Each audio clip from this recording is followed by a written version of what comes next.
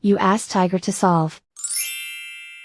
This deals with linear equations with one unknown.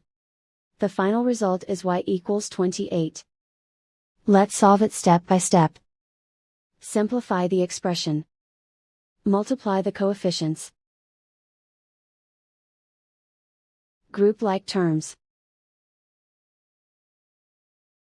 Expand the parentheses. Multiply the coefficients.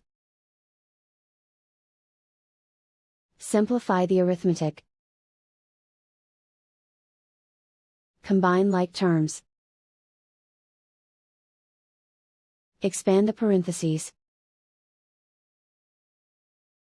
Multiply the coefficients. Simplify the arithmetic. Expand the parentheses. Group like terms. Simplify the arithmetic. Expand the parentheses. Simplify the arithmetic. Group like terms. Simplify the arithmetic. Group all constants on the right side of the equation.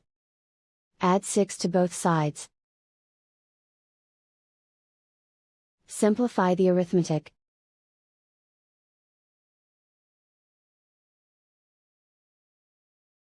And so the final result is y equals 28.